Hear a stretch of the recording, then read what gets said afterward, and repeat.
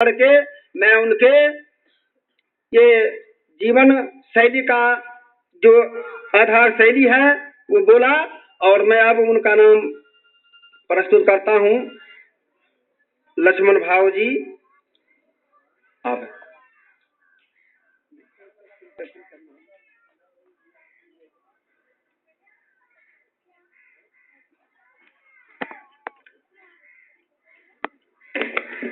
मंचासीन हमारे थाना प्रभारी विनय कृष्ण जी, गांव के प्रतिष्ठित डॉक्टर नरेश जी, लोहिया जी, मदन बाबू, कमलेश्वरी प्रसाद जी, उपस्थित ग्रामीण बंधुओं, माता भगिनी, स्वामी विवेकानंद के जन्म का 152 वर्ष हो गए। उनका जन्म कलकत्ता में हुआ था। उन्होंने अमेरिका में शिकागो में जाकर के 13 सितंबर 1893 को धर्म सभा में जो बात बोली, उसके चलते पूरे विश्व में और भारत के अध्यात्म का डंका बजा और शिकागो में उनको जो सम्मान मिला, उसके बाद भारत के लोगों ने स्वामी विवेकानंद को पहचाना कि स्वामी जी क्या है। वो पहचान आज पिपरिया गांव में भी आई हुई है। यानी कि स्वामी विवेकानंद वो कोई धनवान पुरुष नहीं थे, वो कोई बहुत ज्यादा ताकतवर पुरुष थे, ऐसा भी नहीं था। लेकिन उनके भीतर जो छुपा हुआ ज्ञान था, और वो ज्ञान था वेदांत का ज्ञान, वो ज्ञान था भारत के अध्यात्म का, जिसको कि उन्होंने विश्व में इस ढंग से रखा कि विश्व के दूसरे देशों में चल रहे परंपराओं को, धर्म को भी एक नई दिशा मिल गई। और ऐसे नई दिशा को सुनने के बाद विश्व के दूसरे देश में, शिकागो जैसे देश में बैठे हुए लोगों ने ये कहना शुरू कर दिया कि हम जो दूसरे देश से भारत में धर्म प्रचारक भेज रहे हैं और मिशनरी का प्रचार कर रहे हैं, हम लोगों को लगता है कि हम लोग गलत कर रहे हैं। भारत में पहले से ही ज्ञान विद्यमान है और ऐसे ज्ञान के भंडार वाले स्थान पर अगर हम दूसरे देश से किसी प्रकार का विचार को भेज रहे हैं तो इसमें हमारी स्वयं की गलती है। ये स्वामी विवेकानंद को सुनने के बाद अमेरिका में बैठे हुए लोगों ने कहा, स्वामी विवेकानंद को और सुनने के बाद अमेरिका और ब्रिटेन के लोग भी उनके शिष्य बन गए। भगिनी निवेदिता ब्रिटेन से आकर के पूरा जीवन भारत में गुजारी। रामकृष्ण मिशन की जब स्थापना हो गई थी, रामकृष्ण मिशन की स्थापना के बाद के समय में भी, बाद में तो केवल 1.5 वर्ष की यात्रा स्वामी जी ने पुनः अमेरिका और ब्रिटेन और अन्य देशों की थी। लेकिन स्वामी विवेकानंद ने जो बातें कही, वो बात थी कि उठो और लक्ष्य प्राप्ति तक रुको मत। अपना जो भारतवर्ष है उसके अंदर में समृद्धि का जो अभाव उन्होंने देखा, जब वो गए शिकागो में 1893 में 31 मई को वो मुंबई से शिकागो के लिए प्रस्थान किए थे। और वहां पर जब उन्होंने देखा कि अमेरिका में कितनी समृद्धि है, तो उनको आंख से आंसू आने लगा। हमारे देश की जो अवस्था है, हमारे देश में जो नागरिकों की स्थिति है, उस स्थिति को हम कैसे बदले, ये स्वामी जी सोचते सोचते रोने लगते थे। इतनी यहाँ के नागरिकों के साथ में इतना उनका लगाव था। स्वामी विवेकानंद ने जो विचार दुनिया के सामने रखा, 13 सितंबर को जब वो अपना उद्बोधन शुरू किए धर्म सभा में, तो उन्होंने भाषण शुरू किया, बहनों, अमेरिका के बहनों और भाइयों। इतना बोलते ही 5 मिनट तक लगातार ताली की गड़गड़ाहट होने लग गई। जितने भी लोग सभा में आए थे, सभा में बोलते समय में भाषण शुरू करते थे, लेडीज एंड जेंटलमैन, लेकिन स्वामी विवेकानंद ने लेडीज एंड जेंटलमैन से और अपना उद्बोधन शुरू नहीं किया। मेरे प्रिय अमेरिका के बहनों और भाइयों, ऐसा जब उन्होंने कहा तो 7,000 लोग जो सभा में बैठे हुए थे, वो सब जो है ताली बजाने लग गए, गड़गड़ाहट होने लग गई। ऐसी बात वो लोग पहले कभी नहीं सुने थे। हमेशा उन लोगों को यही सुनने की मिला था, ladies and gentleman. Swami Vivekananda ने और ये बात रखी कि भारत ये दुनिया में केवल वैज्ञानिकता के नाम पर समृद्धि बढ़ाना, इतना ही भारत के लोगों का मानसिकता नहीं है। आज जो पश्चिम की सोच है, वो सोच क्या है? वो सोच है विश्व एक बाजार है जिसमें प्रत्येक व्यक्ति एक खरीदार है, जिसकी जेब में पैसे की झंकार है, उसी का दारोमदार है, बाकी सब बेकार है। जबकि भारत की जो सोच है, वो सोच क्या है? वो सोच है विश्व एक परिवार है जिसमें प्रत्येक व्यक्ति को जीने का अधिकार है, त्याग पूर्वक भोग जिसका आधार है, इसी में सभी के सुख का सार है। स्वामी विवेकानंद ने इसी विषय को वहां रखा कि हम विश्व को जो है हथियार के बल पर नहीं जीतेंगे, विश्व को त्याग और तपस्या का संदेश हम देंगे। और इस त्याग और तपस्या के संदेश से उन्होंने बताया कि अध्यात्म ही जीवन जीने में सबसे सच्चा मार्ग है। और अगर केवल अपने लिए, अपने परिवार के लिए, अपने रिश्ते नाते के लिए, अपने जाति तक के लिए अगर हम सोचते रहेंगे तो हम देश का कल्याण कभी नहीं कर पाएंगे। हमको अगर देश का कल्याण करना है और विश्व बंधुत्व स्थापित करना है, अगर हमको सर्वे भवन्तु सुखिनः ये स्थापित करना है, विश्व की कल्याण की बात अगर हमको करनी है, तो ये सबसे पहला जो महत्वपूर्ण बिंदु है वो है अपने स्वयं का और स्वार्थ का त्याग। ये संदेश भारत ने कभी भी ये नहीं कहा कि स्वार्थ के लिए जियो। भारत के मनीषियों ने त्याग और तपस्या का अपना स्वयं का उदाहरण रखा। वास्को डी गामा आया था भारत खोजने के लिए।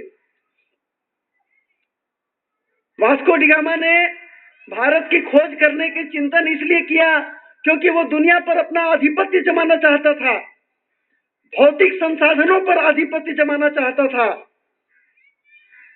लेकिन भारत के इतने हजारों लाखों संत विश्व में घूमे, भारत के लोगों ने हथियार के बल पर विश्व विजेता बनने का प्रयास कभी नहीं किया। भारत के संतों, ऋषियों, मुनियों ने हमेशा त्याग, तपस्या, बलिदान का उदाहरण पेश किया। घर छोड़ दिया, परिवार नहीं बसाया और समाज को संदेश दिया कि मिलकर रहो। मिलकर रहने के लिए क्या उपाय है?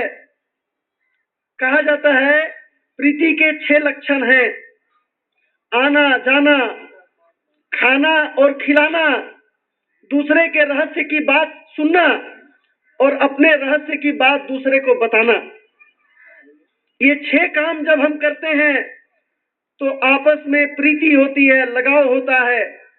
हम अपने घर का विचार करें तो ये 6 काम हम अपने परिवार में करते हैं। आना जाना, खाना और खिलाना, अपने रहस्य की बात दूसरे को बताना और दूसरे के रहस्य की बात को खुद सुनना। हम अपने रिश्ते नाते में ये काम करते हैं। ये 6 काम अपने जाति में भी करते हैं, लेकिन हिंदू समाज के सब जाति को मिला करके और ये 6 काम नहीं होता है। इसके चलते हमारा देश जो है आपस में टुकड़ों में बट गया। हमारे देश के जितने भी राजा थे वो आपस में लड़ते झगड़ते रह गए और इसके चलते जो है विदेशी लोग आकर के हजारों वर्ष तक इस देश को गुलाम बनाकर रखे। अंग्रेज ने भी इस देश को गुलाम बनाया। गुलामी के उस कालखंड में जबकि दुनिया भारत के तरफ जो है केवल गुलाम बना करके रखने के विचार को लेकर के चलती थी, विकसित देश इस देश को गुलाम बनाने के लिए विचार कर रहे थे। ऐसे समय में स्वामी विवेकानंद ने अपनी बात को जब शिकागो के धर्म सम्मेलन में रखा तो विश्व के दूसरे विकसित देश के लोगों ने भी भारत के उस स्वामी को सम्मान दिया और उनको सुना ही नहीं, उनके भक्त बन करके और उनके साथ खड़े हो गए। 3.5 वर्षों तक 1893 से लेकर के 1896 के दिसंबर तक 3.5 वर्षों तक स्वामी विवेकानंद अमेरिका में घूमते रहे। घूम करके वहां के युवकों के अंदर में संगठन खड़ा किया और उसके बाद जब वो भारत में लौटे, सबसे पहले तो श्रीलंका में कोलंबो में आए थे।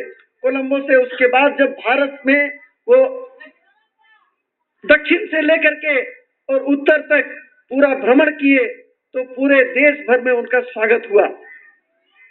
लेकिन महत्वपूर्ण बात क्या है, जब वो चेन्नई में आए उतरे तो मिट्टी में लोट-पोट होने लगे। स्वामी जी मिट्टी में और अपने आप को मिट्टी से लेपने लगे तो लोग सोचने लगे कि शायद स्वामी जी आज पागल हो गए। तब उन्होंने कहा कि नहीं, मैं भारत के बाहर चला गया था, 3.5 वर्ष वहां रह करके आया। वो जो भूमि है वो भोग भूमि है और ये जो भारत भूमि है ये पुण्य भूमि है। भारत भूमि है जहां पर कि 10 अवतार भगवान के स्वयं के हुए। दुनिया में भारत के बाहर किसी भी देश में और भगवान का अवतार नहीं हुआ। भगवान के दूत थे ईसा मसीह, भगवान के दूत थे हजरत मोहम्मद, लेकिन स्वयं भगवान नहीं थे। स्वयं भगवान तो भारत में ही जन्म लेते हैं और भारत की माटी के अंदर में त्याग और बलिदान का और दिया हुआ समर्पण का एक संदेश है। इसीलिए ये माटी मेरे लिए पवित्र है, इसीलिए मैं इस माटी को अपने शरीर पर लेपना चाहता हूं। स्वामी विवेकानंद उस संदेश को जब लेकर के घूमना शुरू किए और सेवा कार्य का जब उन्होंने जाल फैलाया, रामकृष्ण मिशन की स्थापना की, बहुत कम आयु में मात्र 39 वर्ष की अवस्था में वो हम लोगों को छोड़ करके चले गए। सन 1902 में 5 जुलाई को वो हम सब लोगों को 4 जुलाई को वो हम लोगों को छोड़ करके चले गए। लेकिन उनका विचार जो है वो हवा में तैरते रहा, आज तक तैर रहा है। और वो विचार ये है कि हम संगठित हों, मनुष्य मनुष्य बने। कागज में एक तरफ भारत का मानचित्र बना करके और उसको फाड़ करके टुकड़ों टुकड़ों में बांट दिया गया और बच्चों को दिया गया कि इसको जो है जोड़ के दिखाओ। बहुत लड़के लोग प्रयास किए, नहीं जोड़ पाए। एक लड़का क्या किया, उसको जोड़ दिया, भारत बन गया। तब उससे पूछा गया कि तुमने ऐसा कैसे कर दिया? तो उस बच्चे ने जवाब दिया कि मैंने भारत के मानचित्र को नहीं देखा, उस प्रत्येक मानचित्र के पीछे में, टुकड़े के पीछे में हाथ, पांव, सिर, पेट, सीना, जंघा, ये चित्र देखा और मनुष्य का जैसा चित्र होता है वैसे उसको एक जगह कागज को सरिया दिया। उसको सरियाने के बाद देखा कि इधर एक मनुष्य का चित्र बन गया है।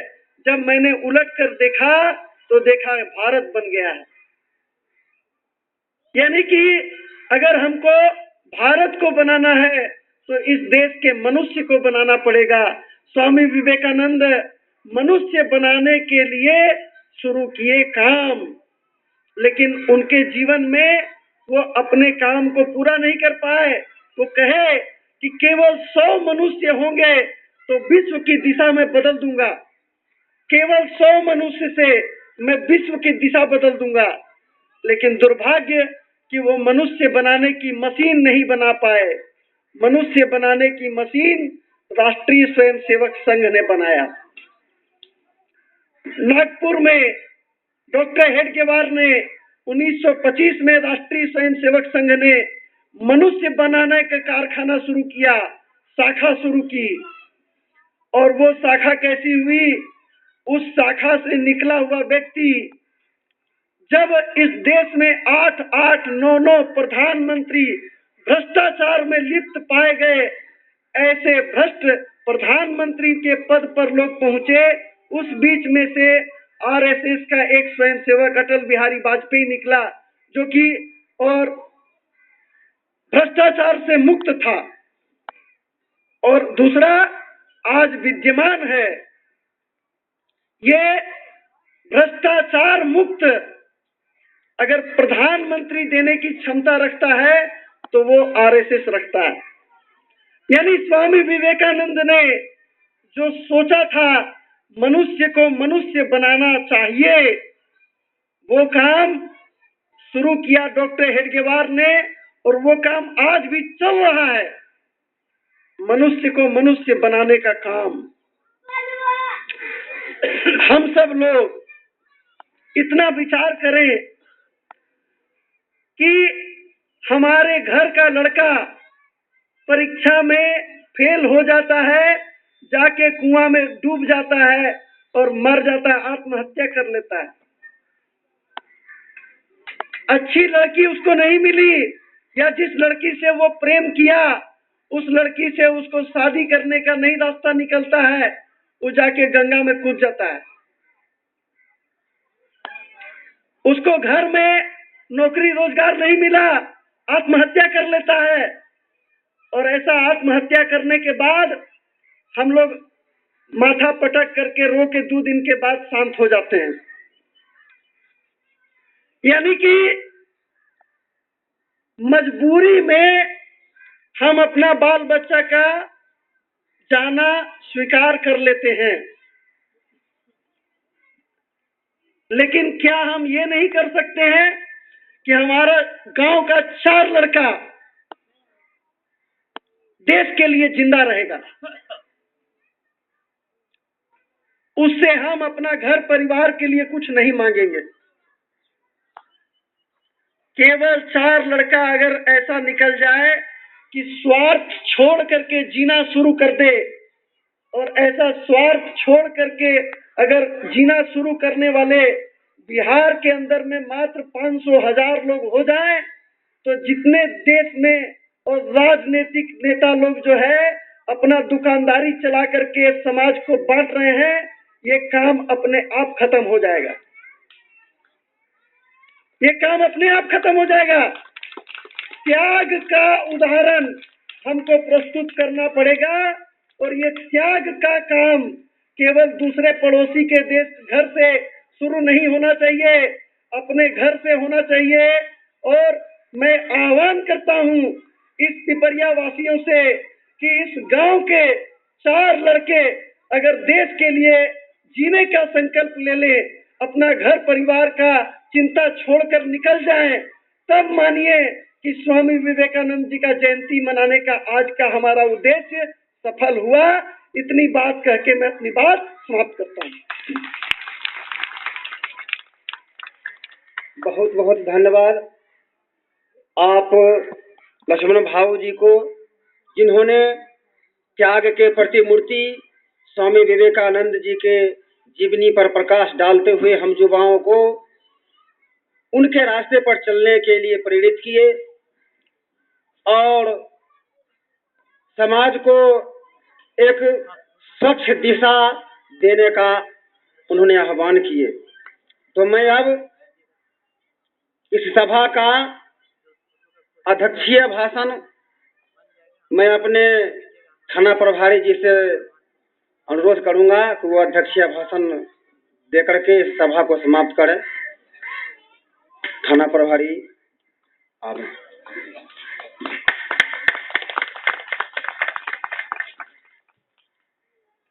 मंच पे आसीन सदस्यगण, आदरणीय उपस्थित यहाँ के बुजुर्गन, मेरे भाई बहन और मेरे प्यारे बच्चों, आज हम स्वामी विवेकानंद की जयंती मनाने के लिए उपस्थित हुए हैं। स्वामी विवेकानंद हमारे लिए एक आदर्श पुरुष रहे हैं।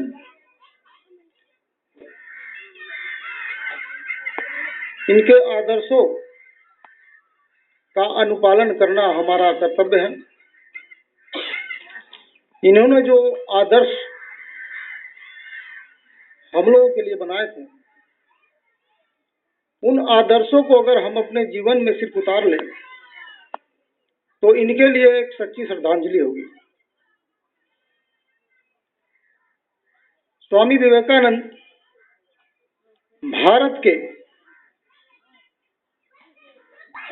धर्म का विचार विदेशों में अपने इस प्रकार रखे कि अपनी एक पहचान छोड़ गए।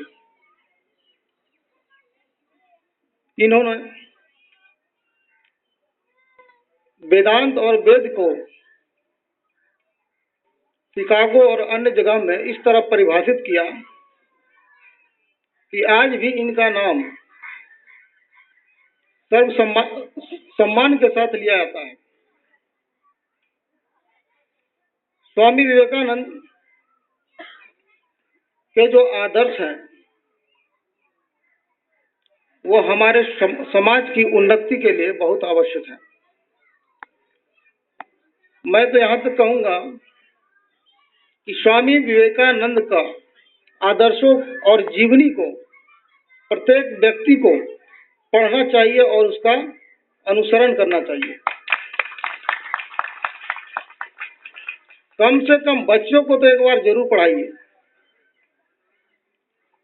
क्योंकि स्वामी विवेकानंद का संस्कार हम भारतीयों को तो अति आवश्यक है। भारत में हिंदू धर्म के संस्कार का एक बहुत अच्छा उदाहरण दिया है। इनके संस्कारों को अपने जीवन में उतारिए, यही इनके लिए हमारी श्रद्धांजलि है। इसी के साथ हम अपने अभिभाषण को समाप्त करना चाहेंगे। धन्यवाद। आपको भी बहुत बहुत धन्यवाद सर, जिन्होंने आप अपने बहुमूल्य कीमती समय निकाल करके हम युवाओं के बीच आए और स्वामी विवेकानंद जी के जीवन चरित्र को उजागर करते हुए हम युवाओं को, हम इस गांव के बच्चों को एक सुसंगठित और शिक्षित होने का आपने आह्वान करवाए हैं। और बहुत बहुत धन्यवाद दे दूं। अब मैं इस सभा को मैं दो नारा लगाऊंगा, इसमें सभी बच्चे और जितने भी बुजुर्गगण हैं साथ देंगे। भारत माता की, भारत माता की, स्वामी विवेकानंद अमर रहे, स्वामी विवेकानंद अमर रहे, वंदे वंदे